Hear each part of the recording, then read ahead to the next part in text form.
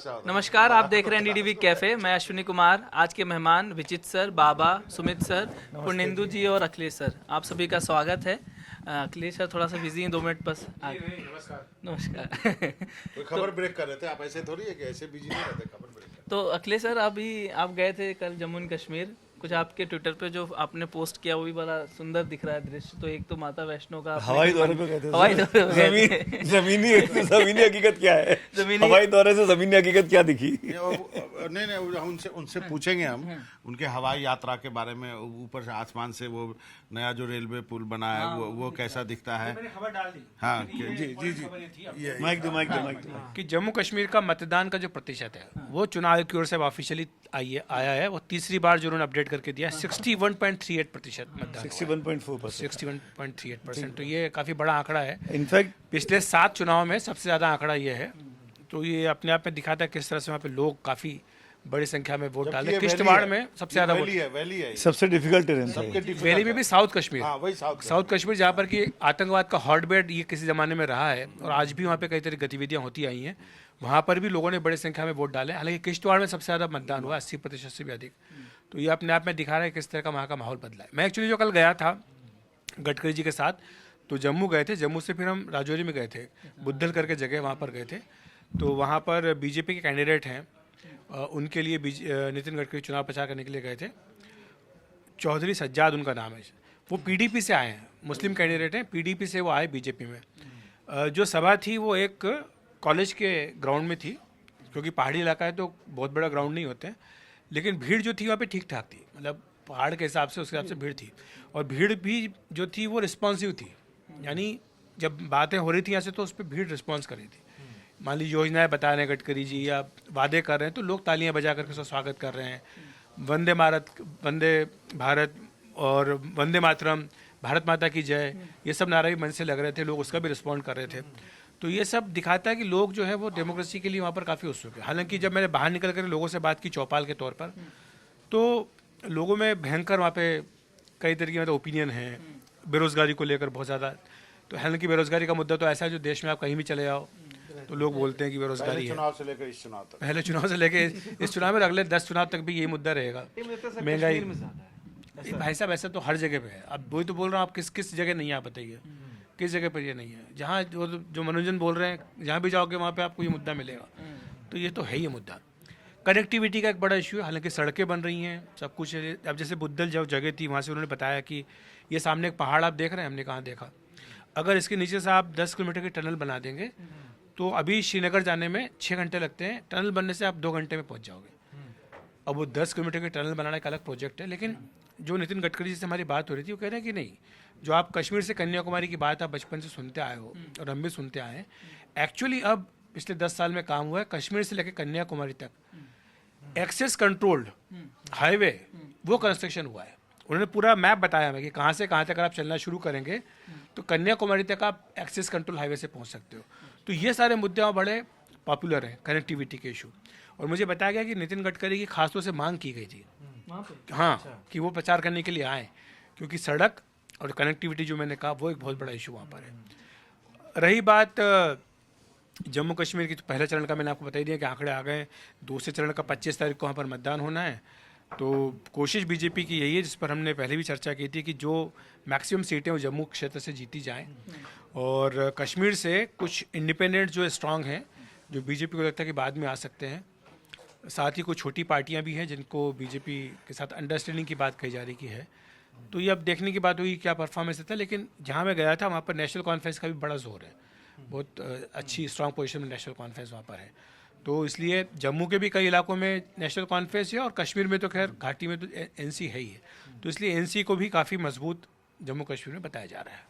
मतलब जो लोग कह रहे हैं कि एक तरफा है, वैसा कुछ नहीं दिखा वहाँ पर आपको, ऐसा नहीं है ना? मैं 2-3 चीज़ें बगैर अपनी बारी का इंतजार किए, नहीं, तो अखिलेश जी ने आंकड़ों की बात कर दी।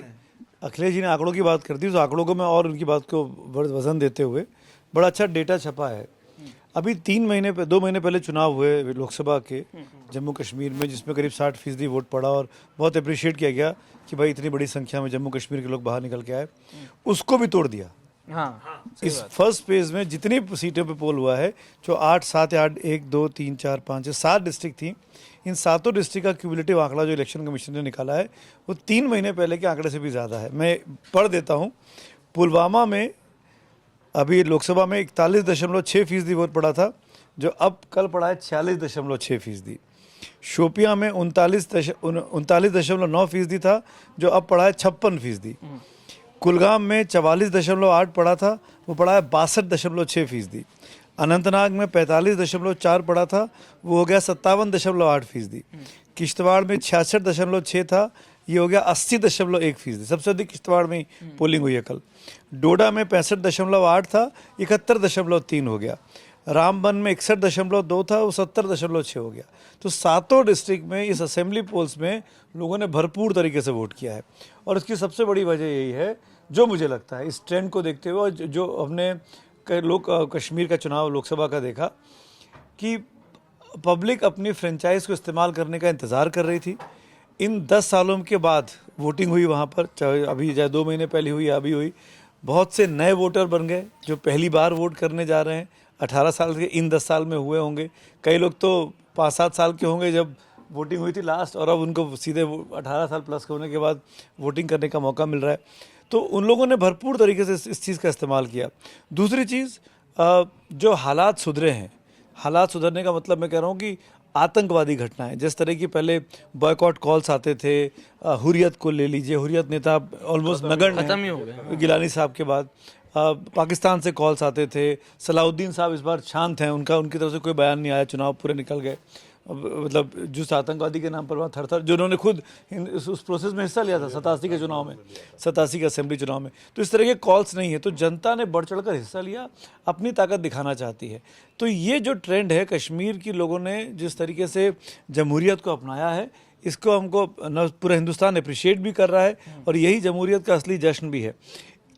एक चीज़ और कहना चाहूँगा, जब ये मैं इसको बम्पर वोटिंग मांग रहा हूँ, और हम उस थ्योरी को जो मानते हैं ना, जब बम्पर वोटिंग होती है तो सत्ता के विरुद्ध वोटिंग होती है, एंटी इनकम्बेंसी को सबक सिखाने के लिए होती है। मैं इसको ऐसे ही मान के चल रहा हूँ कि ये वोटिंग वेंजेंस वाली वोटिंग है।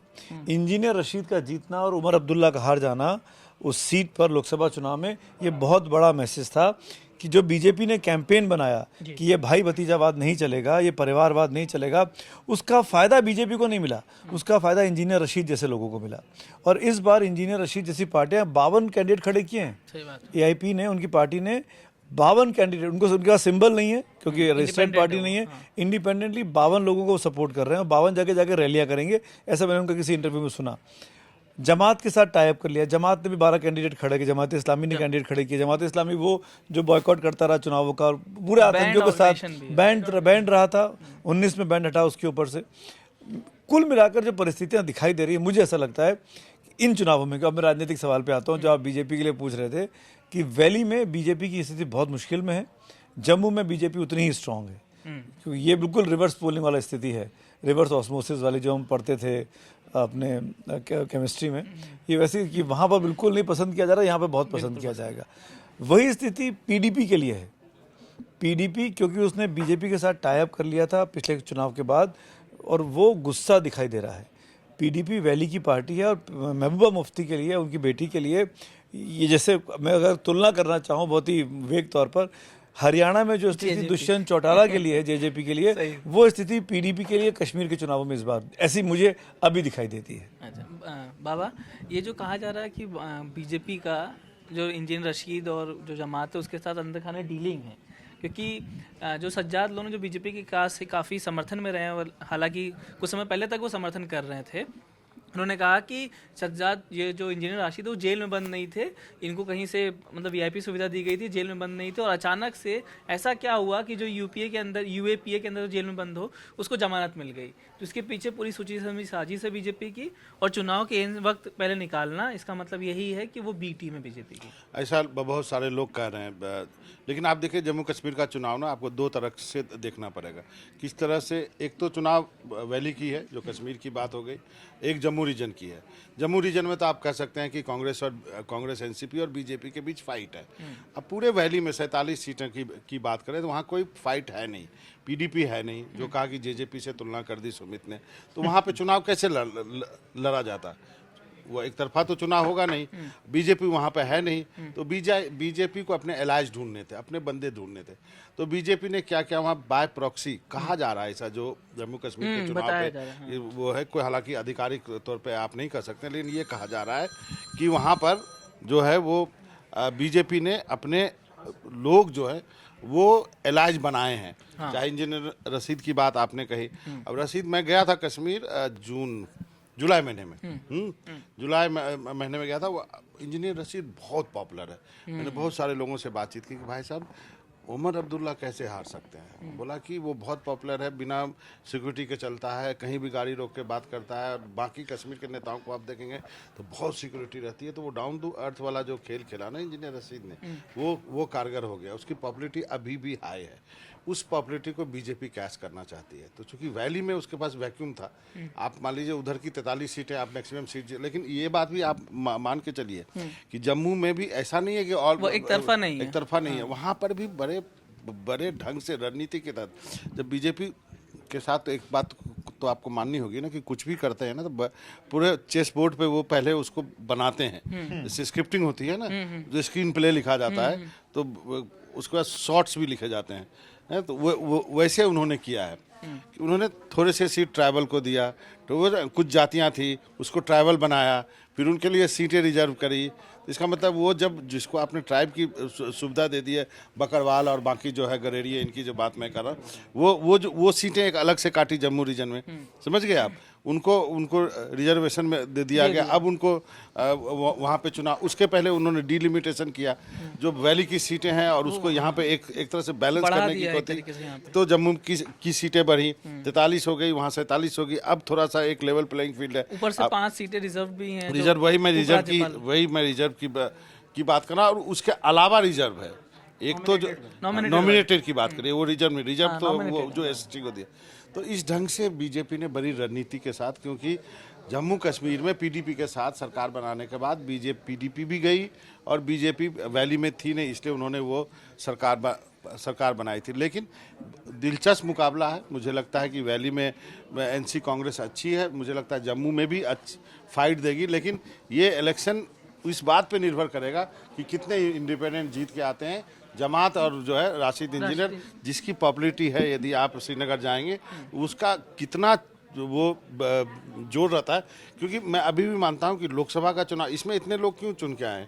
क्या आप इसको कहेंगे कि वो जो अपने फ्रेंचाइज का इस्तेमाल किया है, क्या उन्होंने 370 हटाने के लिए किया है? बहुत सारी चीजें आप चर्चा कर सकते हैं। क्योंकि वहाँ जाएंगे तो वहाँ के वहाँ आपको कुछ अलग सुर भी बहुत सुनाई देते हैं। सही बात है। ये बात सही है कि मिलिटेंसी कम हुई है, पत्थरबाजी की घटना नहीं हो रही है, बहुत सारी चीज़ें। लेकिन 370 एक उनके लिए बहुत इमोशनल इशू है। उसको कांग्रेस और एनसी कैच करने की कोशिश करिए। कैसे करेगी, क्या होगा, इस वोटिंग का क्या रिजल्ट होगा, अभी 1-2 फेज अभी बाकी है। मुझे सॉरी बाबा, बीच में बोल रहा हूँ, 370 मामला होगा, लेकिन मुझे लगता है ना कि 370 उतना बड़ा मामला नहीं है। मैं कश्मीर के जो लोग लौट के आए हैं, कश्मीर से जो लोग हैं, उनसे बात करने के बाद बोल रहा हूँ कि हाँ 370 हमारे लिए मोटिव इशू है, पर हमारे लिए 370 से अधिक बड़ा मामला है नौकरियाँ पाना। हमारी डिग्निटी पर हमला हुआ, ये एक लाइन बोली गई कि हमारी डिग्निटी पर हमला हुआ, जिस तरीके से बगैर हमसे पूछे, बगैर हमें बताए 370 और 35A को हटा लिया गया। बोले चलिए आपने हटा लिया, बिल्कुल ठीक किया, हम उस बात को मानने को, उस भूलने को तैयार है, पर उसके एवज में हमको मिला क्या? हम जिन नेताओं से बात करते थे, जो हमारे रिप्रेजेंटेटिव दिल्ली में थे, उनको आपने नज़रबंद रख दिया। हम किसके थ्रू बात करें? आप हमसे बात नहीं कर रहे हैं, जिनके थ्रू हम बात कर सकते हो नज़रबंद है, वो अनअप्रोचेबल हो गए।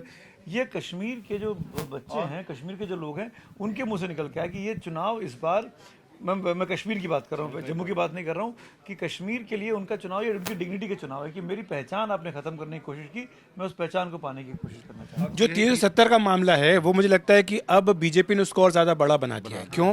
क्योंकि एक तो जिस तरह से नेशनल कॉन्फ्रेंस ने उसको वादा किया, और कल जिस तरह से पाकिस्तान के रक्षा मंत्री ने बोल दिया कि जो कांग्रेस और एनसी कह रहे हैं उससे हम सहमत है 35A 370 पर, तो उसको कल बीजेपी ने जिस तरह से एग्रेशन के साथ उठाया है, चाहे पहले गृह मंत्री ने उठाया, उसके बाद प्रधानमंत्री नरेंद्र मोदी ने अपनी जम्मू कश्मीर की सभा में बोला, उससे बिल्कुल स्पष्ट है कि बीजेपी इस मुद्दे को बड़ा मुद्दा बनाएगी।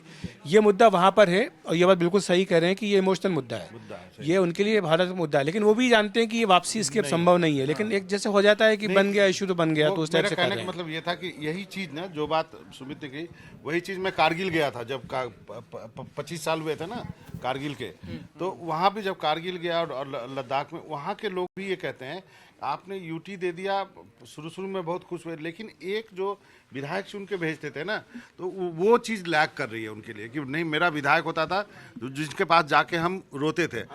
वो ये उससे जुड़ा इशू है स्टेटहुड का। हाँ। तो वो ये कह रहे हैं कि राज्य का दर्जा इसका बहाल होना चाहिए। ये एक बड़ा मुद्दा बन गया है। वो सभी कह रहे हैं, वो कह रहे हैं कि पहले हम जाके क्वेश्चन कर सकते थे, अब अधिकारी हैं और अधिकारी भी बाहर के हैं, क्योंकि वो तो सर्विसेज से जाते हैं। विधायक उनका अपना आदमी होता था, उसको धमकाते भी थे ये काम करो नहीं तो अगले बार वोट नहीं दूंगा। ये बड़ी समस्या है। बिल्कुल।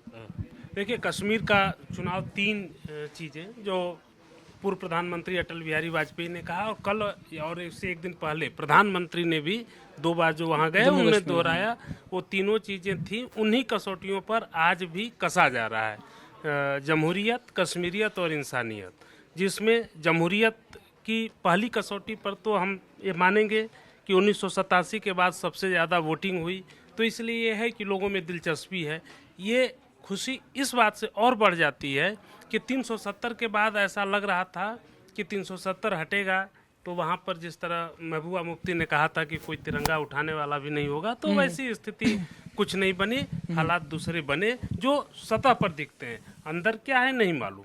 एक चीज़, दूसरी चीज़ इंसानियत वाली बात जो अखिलेश जी ने कही पहले कि नितिन गडकरी की डिमांड थी, वो ये बताता है कि लोग विकास के प्रति इच्छुक हैं, क्योंकि नितिन गडकरी की पहचान सबसे ज़्यादा विकास से, हाँ, इंफ्रास्ट्रक्चर पर काम करने वाले और जो विकास ओरिएंटेड काम करते हैं जो मंत्री, जो बहुत ज़्यादा इधर उधर की बातें न करके उस रूप में है। और उनकी अगर डिमांड है तो ये बताता है कि लोगों को लगता है कि ऐसा आदमी आएगा तो हमारे लिए विकास का काम होगा, और विकास का काम होगा वो इंसानियत की बात आई। असली मुद्दा कश्मीरियत का है। कश्मीरियत का सवाल ही था जो 1987 में वहाँ पर सलाउद्दीन के रूप में सामने आया। उस समय कांग्रेस और नेशनल कॉन्फ्रेंस एक संयोग है कि उस समय भी दोनों मिलकर चुनाव लड़े थे। उसमें बीजेपी कोई वहाँ पर आइडेंटिटी नहीं थी उसकी, कोई उसका उस तरह से प्रभाव नहीं था। आज सवाल ये है कि राशिद, इंजीनियर राशिद क्या करेंगे। वो चुनाव मैदान में आ गए हैं। लोकसभा में वो फारूक उमर अब्दुल्ला को 2 लाख से भी ज़्यादा वोट से हरा कर आ गए हैं। तो इसीलिए आज की तारीख में जो कश्मीरियत का सवाल है वो दुधारी तलवार की तरह है, जिसमें अगर हम 1987 की तरह कोई भी चूक हुई तो बड़ा खराब हो जाएगी स्थिति, और अगर उसको संभाल कर ले गए तो फिर कश्मीर जिसे धरती का स्वर्ग कहा जाता है वो स्वर्ग की वापसी होगी। अखिलेश सर, एक सवाल सवाल इसमें, एक चीज बताऊंगी। इस बार मैं गया था, बहुत टूरिस्ट था, और जब जो उमर अब्दुल्ला की बात की थी, एक लाइन बोल कहूँगा, उमर अब्दुल्ला लोग विधानसभा की चुनाव 2 सीट से लड़ रहे हैं, टोपी उतार के वोट मांगा है वो। अब्दुल्ला खानदान का वारिस जो है, जो चीफ मिनिस्टर बन सकता है, टोपी उतार के, हालांकि उन्होंने कहा कि ऐसे नहीं मांगू तो आप कहोगे एरोगेंट है हूँ और ये हूँ। फारूक साहब लड़ रही हैं? नहीं, वो नहीं फारूक साहब नहीं लड़, फारूक साहब तो वो उसमें है ना। अखिलेश सर, लोकसभा में हमने देखा कि बीजेपी कश्मीर रीजन में चुनाव नहीं लड़ी, वहाँ पे इंडिपेंडेंट को समर्थन किया, लेकिन देखा जाए कि राशिद जीते और यूएपीए का चार्ज उनके खिलाफ। इसी तरीके से विधानसभा में भी उन्होंने नहीं लड़ा। तो आप जब बात कर रहे थे कि 370 हट जाएगा तो इंडस्ट्रीज जाएंगी, वहाँ लोग ज़मीन खरीद पाएंगे, तो वहाँ रोज़गार होगा, वहाँ के लोगों की इकोनॉमी बूस्ट होगी, लेकिन अभी भी वही समस्या है, रोज़गार नहीं है, इकोनॉमी की सबसे बड़ी समस्या है। अगर टूरिस्ट ना जाए तो वहाँ ठप पड़ जाता है। ये चीज़ें कब तक वहाँ तक लोग पहुँचे? क्या ये चुनाव मुद्दा वहाँ दिखता है, ये बीजेपी बैकफुट पे इस पर नज़र आती है आपको वहाँ पे? नहीं, ये मुद्दा वहाँ पर कुछ जो लोग हैं वो ये ज़रूर कहते हैं कि अनुच्छेद 370 हटने का उन्हें ये लगता है नुकसान ये हो रहा है कि बाहर के लोग आ रहे हैं। जो बात मनोरंजन भी कह रहे थे कि अधिकारी आते हैं तो उनको लगता है कि बाहर के अधिकारी हैं, वो कनेक्टेड नहीं है लोगों से, तो ये एक मुद्दा है। लेकिन ये बाहरी वर्सेस लोकल का जो एक, ये मुझे लगता है एक आर्टिफिशियल इशू बनाने की कोशिश की जा रही है। जो चीज़ें कश्मीर में कभी नहीं हुई थी वो आज हो रही हैं। इंफ्रास्ट्रक्चर पर जो डेवलपमेंट हुआ है वो देखने लायक है। मैं तो खैर जम्मू के इलाके में ही था, लेकिन जम्मू के उस इलाके में गया था जहाँ पर कि जो एकदम बदल गया सालों से जाते रहे। मैं तो गया हूँ, 2 साल पहले मैं गया था, एकदम बदल गया। अभी जाओ आप श्रीनगर का, जो आप देखोगे कि मॉल बड़े बड़े हैं भाई साहब, बड़े बड़े मॉल खुल गए। आप लाल चौक भी बदल गया है, और जो रास्ता है जो एक मेन रोड है वो बदल रहा है। तो ये पूरा कश्मीर एक बदला हुआ कश्मीर है, इसको नया कश्मीर आप कह सकते हो। लेकिन जो लोग हैं अभी भी उसी तरह से सोचते हैं, कई ज़्यादा करके लोग वैसे ही सोचते हैं, और उसके पीछे कारण भी है क्योंकि उन्हें लगता है कि देखिए हर आदमी अपना इंटरेस्ट पहले चाहता है, वो चाहता है कि हमारा जो है भला हो। उनके लिए अपना रोज़गार का मुद्दा है, अपने बच्चों का भविष्य इसका मुद्दा है, किस तरह से डेवलपमेंट हो, कनेक्टिविटी बढ़े, ये सारे मुद्दे उनके सामने हैं। तो इसलिए वो एक ज़रूर ये सारे मुद्दे उठाते हैं चुनाव में। रही बात बीजेपी की, तो बीजेपी ये कहती है कि जो पिछले 5 साल में हमने काम किया वैसा काम हम आगे भी करेंगे, इसलिए आप हमें सपोर्ट कीजिए। लेकिन ये भी सब जानते हैं कि जब तक कश्मीर का माहौल ठीक नहीं होगा, अगर कानून व्यवस्था ठीक नहीं होगी, आतंकवाद का सफाया नहीं होगा, तब तक आप इन्वेस्टमेंट कर लीजिए, इंफ्रास्ट्रक्चर बढ़ा लीजिए, उससे कोई फ़र्क नहीं पड़ता। अब आप उदाहरण तो बिहार की बात कर लीजिए। बिहार में इतनी टैलेंट है, इतने ज़्यादा नेचुरल रिसोर्सेज है, सब कुछ है, बिहार वैसा डेवलपमेंट क्यों नहीं कर पाता जैसे कि बाकी दूसरे राज्य कर लेते हैं? ये बात कही जाती है ना। तो जम्मू कश्मीर में भी यही बात सामने आ रही है। इसीलिए आ रही है कि वहाँ पर लोग जो हैं चाहते हैं कि विकास हो, लेकिन इन्वेस्टमेंट तभी आएगा जब माहौल ठीक हो। तो माहौल ठीक करने के लिए सबसे पहले आपको यही काम करना पड़ेगा। और अगर ये आप कहें कि जैसे नेशनल कॉन्फ्रेंस की ओर से कह रहे हैं कि पाकिस्तान से बात होनी चाहिए, तो ये सब मुद्दे वहाँ पे अब मुझे लगता है कि मैटर करते हैं, क्योंकि सबको समझ में आ गया कि पाकिस्तान का खेल इसमें क्या था। और पाकिस्तान इस चुनाव में वैसा कोई मुद्दा नहीं है। ये बात ज़रूर है कि कल के बाद से पाकिस्तान को मुद्दा बनाने की कोशिश की जा रही है, लेकिन वैसा अब कोई मुद्दा नहीं जैसे पहले के चुनाव में होता था। रही बात बीजेपी के अपने प्रदर्शन की, मुझे लगता है कि बीजेपी की पूरी उम्मीदें जो 43 सीटें हैं जम्मू की क्षेत्र की, उसी पे टिकी हुई हैं। उन्हें लगता है कि ज़्यादा करके यहाँ पर जितना मैक्सिमम अपनी सीटें बढ़ा सकते हैं बढ़ाएं। लेकिन जो मेरी कल बातचीत भी हुई बीजेपी के नेताओं से, मुझे लगा कि जो टिकट थे वो ज़्यादा अच्छे ढंग से बांटे जा सकते थे। टिकट ढंग से नहीं बांटने के कारण बीजेपी को कुछ सीटों पर नुकसान वहाँ पर हो सकता है। तो बीजेपी भी कोई वहाँ पर 100% स्ट्राइक करेगी ऐसा नहीं है। स्ट्राइक रेट बीजेपी का होगा, लेकिन उतना भी वैसा नहीं होगा जो हमें लगता है यहाँ पर बैठकर कि हो सकता है। वैसा नहीं होगा कि 70% 80% टाइप। नहीं, ये मैंने सवाल पूछा कि आप वहाँ क्यों नहीं कर। बोले देखिए हमारे जो VDC के जो विलेज डिफेंस कमेटी के लोग हैं उसमें हमारे लोग थे। इसके साथ साथ जो पंचायत के इलेक्शंस थे उसमें भी हमने अपना झंडा उठाने की कोशिश की थी। और दूसरा देखिए आप बीजेपी की क्या वहाँ पर इमेज है, आज से नहीं शुरू से है कि वो जम्मू की पार्टी है, हिंदुत्व की पार्टी है। और जो कश्मीर घाटी वो पूरा मुस्लिम डोमिनेटेड है, तो वहाँ पर वो बीजेपी को जाहिर सी बात है कि अपनी पैठ बनाने में दिक्कत होगी। इस बार बीजेपी ने बड़ी संख्या में मुस्लिम कैंडिडेट्स अपने दिए हैं। जो कल हम गए भी थे जहाँ पर नितिन गडकरी चुनाव प्रचार के लिए गए थे, मुस्लिम कैंडिडेट थे जो PDP से आए, और उनका अपना काफ़ी प्रभाव है उस इलाके में। यही कारण है कि जो कल सभा हुई उसमें काफ़ी बड़ी संख्या में मुस्लिम भी बैठे हुए थे, और वहाँ पर जब नारे लग रहे थे तो उसमें बाकायदा पार्टिसिपेट कर रहे थे। तो ये बिल्कुल क्लियर है वहाँ पर। और इसीलिए बीजेपी की जैसी पार्टी के लिए वहाँ पर दिक्कत होगी कश्मीर घाटी में, तो फिर आपको ये सब करना पड़ता है कि आप इंडिपेंडेंट को साथ में लें। अच्छा, पिछली बार तो PDP के साथ सरकार बना चुकी है ना बीजेपी, ये तो कोई उसमें तो अब वो तो एक जो है ना, वो तो सत्य है। वो जो स्टिग्मा था वो तो टूट चुका है ना कि अब आप जा नहीं सकते, तो वो तो हो चुका है, वो तो हो गया। और अब इस बार देखना वहाँ तो कह रहे हैं कि वहाँ तो कुछ अलग तरह की बातें चल रही है। बोले अभी जिसका गठबंधन जिसका तो उससे कोई फर्क नहीं पड़ता, चुनाव के बाद कुछ और खेल होगा। बिल्कुल ये बात जो बाबा कह रहे हैं। लेकिन मुझे ऐसा लगता है कि ये कश्मीर का चुनाव यूपी या महाराष्ट्र का चुनाव नहीं है कि मायावती और अखिलेश हाथ मिला लेंगे या उद्धव ठाकरे और कांग्रेस हाथ मिला लेंगे।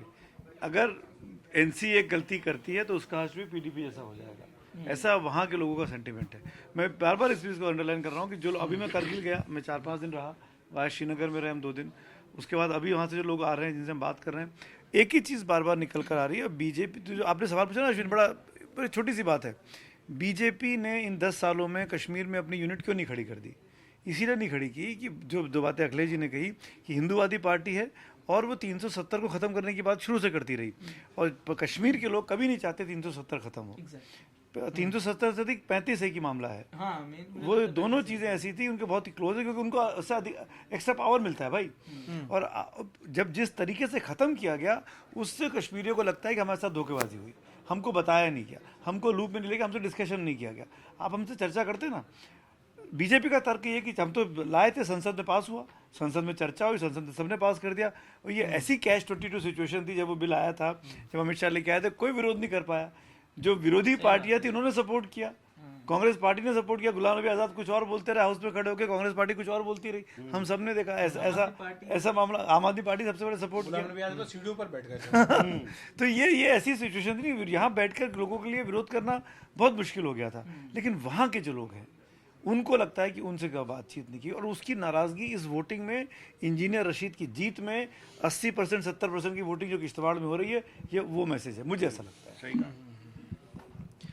तो मेरी जो दिलचस्पी इस बार जम्मू कश्मीर के चुनाव में होगी वो ये है कि इंजीनियर रशीद की पार्टी और जो जमायत बैक्ड जो इंडिपेंडेंट कैंडिडेट है वो कैसे करते हैं, क्योंकि उन्होंने चुनाव से कुछ दिन पहले ही अभी 4-5 दिन पहले दोनों पार्टियों ने हाथ भी मिला लिया।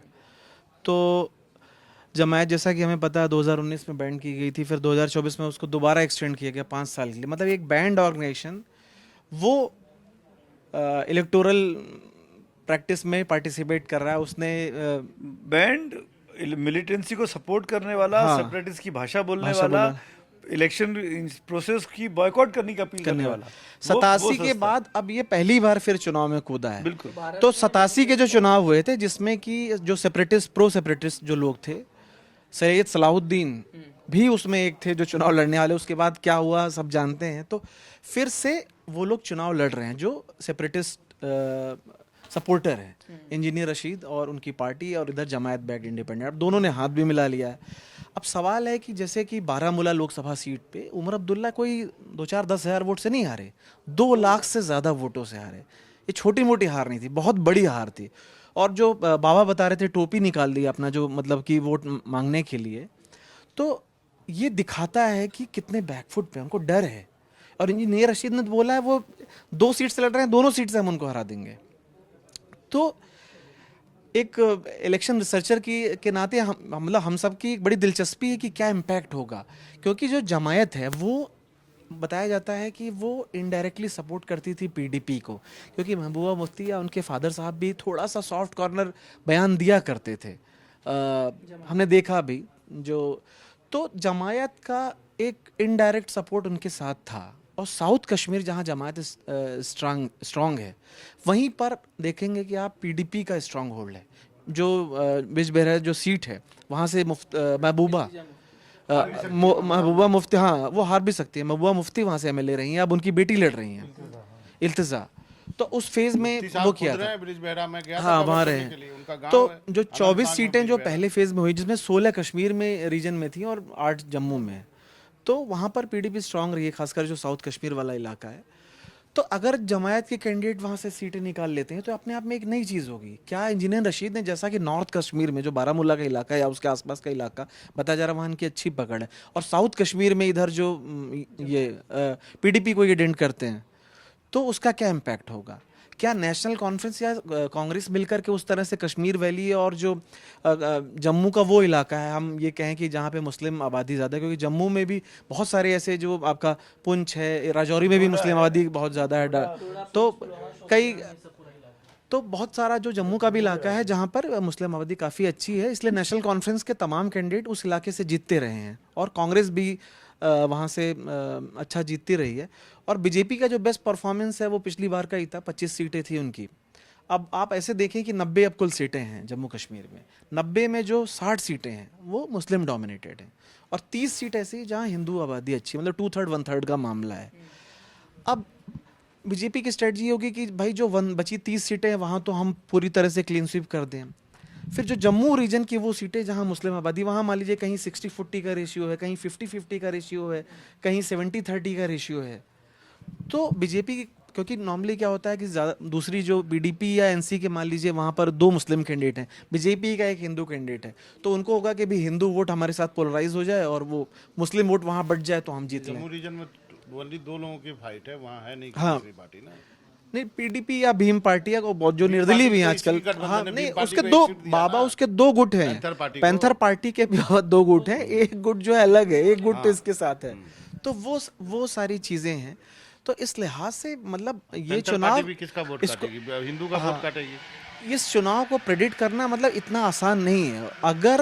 अगर मान लीजिए कि इंजीनियर रशीद की पार्टी या जमायत बैक्ड इंडिपेंडेंट, दोनों इंडिपेंडेंट बेसिकली, इनका कोई अपना चुनाव चिन्ह है नहीं, दोनों के ही प्रत्याशी निर्दलीय हैं, तो अगर वो एक बड़ी संख्या में जीत के आते हैं, उसके बाद क्या स्थिति बनेगी? बीजेपी के साथ मिलकर सरकार बनाएंगे। पंजाब में हमने क्या देखा कि जो बात है, अब ये चीज मैं पूछना था अखिलेश जी, जैसे बात हो रही थी जमात जो है, मुझे लगता है बीजेपी, देखिए नहीं, मुझे लगता है कॉम्बिनेशन हो सकते हैं ना भाई साहब। नहीं बाबा, मैं उससे बीजेपी ने उनको यूज किया। एक मिनट रुकिए। एनसीपी कांग्रेस मिलकर सरकार बनाए जो प्री पोल गठबंधन है, या बीजेपी एनसी मिलकर सरकार बनाए, बीजेपी कांग्रेस मिलकर तो सरकार नहीं बना सकती, या फिर बीजेपी रशीद मिलकर सरकार बनाए, या फिर कांग्रेस एनसी मिल साथ और रशीद मिल के इतने ही कॉम्बिनेशन है ना? बाबा अगर आपने जिसको नहीं, जेल से बाबा- छोड़ा जो इतने इंडिपेंडेंट खड़े के कहाँ से आ गए ये? नहीं, इंजीनियर देखिए, रशीद पहली बात तो निर्दलीय लड़ रहे हैं, तो बोले तो उनके लोग हैं नहीं नहीं बाबा, राजनीति में। एक तो देखिए एक चीज उसमें ये है कि इनके सारे प्रत्याशी निर्दलीय हैं, तो जो दल बदल कानून है सबसे बड़ी बात है इन पे लागू नहीं होगा। इसलिए तो मैं मान कह रहा लीजिए हूं ना, तो उसके इसमें दल बदल 5 की निर्दलीय बात- कैंडिडेट जीत के आ गए, उनके इंजीनियर रशीद, या मान लीजिए 10 आ गए इनके दोनों के,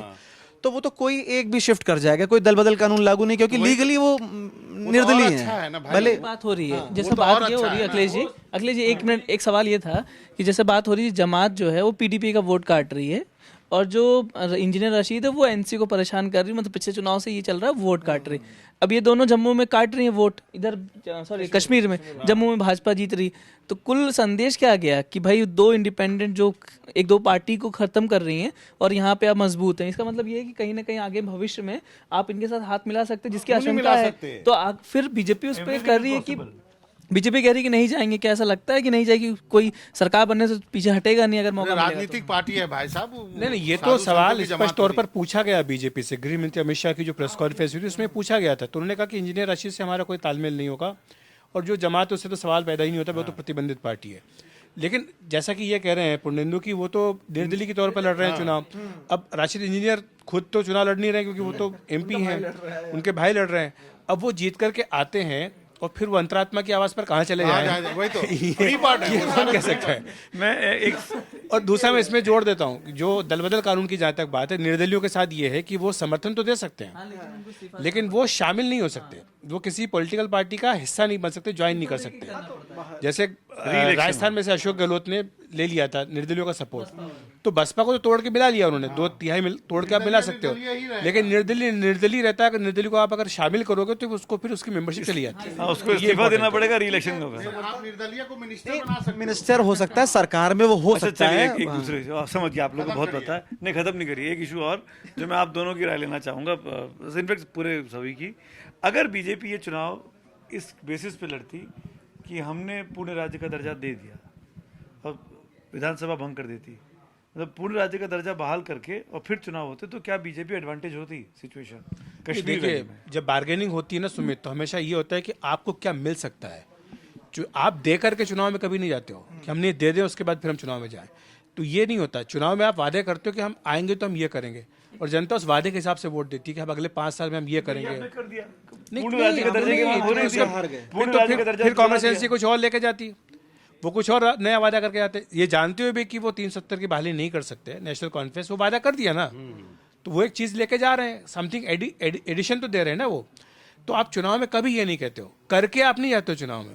पॉलिटिकल पार्टी कभी भी कोई बेवकूफ़ी नहीं करती करके जाएं, क्योंकि आप Talking हमेशा एक points मुद्दा के लिए ओपन है। रखते हो कि हम आएंगे तो हम ये करेंगे, ताकि जनता उस उम्मीद के ऊपर, उस विश्वास के ऊपर आपको वोट दे दे। नहीं, पर कांग्रेस ने किसानों का कर्जा माफ किया 2007-8 में, 9 का चुनाव लड़ा। लिमिटेड बीजेपी कुछ जगह limited बीजेपी भी ने किया। भी अनाज की बात की, अनाज को वापस नहीं ले पाए, मुफ्त अनाज का कोविड के बाद। मैं इसलिए कह ये रहा हूँ लिमिटेड कि मुद्दे हैं, लिमिटेड मुद्दे। मैं एक व्यापक बड़े मुद्दे की बात कर कश्मीर रहा की हूँ। जनता को अपना प्रतिनिधि चाहिए था, आपका हाउस डिसॉल्व कर दिया, फिर आपका हाउस भंग कर दिया। वो ये मैं ये कह रहा हूँ कि अगर बीजेपी एक हाउस को बहाल करती, मतलब कि असेंबली वापस है, और फिर डिसॉल्व कर देती कि पूर्ण राज्य मिल गया आपको, आपकी 90 सीटें हैं, अब आइए चुनाव में चलते हैं, तो पूर्ण राज्य का दर्जा देने की मांग जो कांग्रेस, पीडीपी और एनसी कर रही है, उनके हाथ से एक मुद्दा छिन जाता। देखो, बीजेपी मुद्दा दे चुकी होती और फिर लड़ती। ये तो सब जानते हैं कि पूर्ण राज्य का दर्जा कौन दे सकता है। केंद्र में सरकार तो 2029 तक मोदी सरकार ही है, यही पूर्ण राज्य का दर्जा दे सकती है, और वो कह भी रहे हैं कि हम देंगे। उन्होंने कभी इनकार नहीं किया कि हम नहीं देने वाले। कब कह, ये तो वो पॉलिटिकल टाइमिंग तो वो फैसला करेंगे ना कि कब उनको देना है। वो यही तो बात कहते हैं कि हम ये तो हम डिसाइड करेंगे हमें कब देना है, लेकिन पार्लियामेंट के अंदर हमने प्रॉमिस किया हुआ है। गृह मंत्री अमित शाह की जो पीसी हुई थी, उन्होंने कहा कि पार्लियामेंट के किसी अंदर दिन हमने बोला- अचानक मुझे लगता है कि बीजेपी अगर बहाल करके ना विधानसभा को फिर चुनाव कराती फिर तो भी ज्यादा वैली मुश्किल तो है। ज्यादा एडवांटेज मुझे लगता है डेमोग्राफी नहीं, बीजेपी देखिए, वैली मुश्किल है भाई साहब, बीजेपी कुछ भी कर लो। बीजेपी देखिए, बीजेपी की जो स्ट्रेटजी, मुझे लगता है कि भले वो जम्मू से कितनी सीटें हैं, बहुमत तो उनको नहीं आने वाली, इतना आसान नहीं है। दूसरी बात, वो चाहेंगे कि असेंबली अगर हंग भी होती है तो भी वो ज्यादा फायदे में है, इसी में फायदे में। इसी में फायदे में है। नहीं, वो गुड़ागड़ित की सरकार से बेटर होगा कि हंग असेंबली। नहीं, वहाँ पे 46 सीटें तो किसी एक पार्टी को आनी ही नहीं है। ये तो अभी आज की तारीख में हम लोग बोल सकते हैं, वो तो लिख के आप दे सकते हो। तो उसमें सारा तो खेल निर्दलीय का है। 46 सीटें तो किसी को आएगी नहीं। अब वो है कि आना 2 पार्टियों को साथ में, कांग्रेस एनसी अभी पहले से साथ में है, पीडीपी बीजेपी पहले साथ रह चुकी हैं।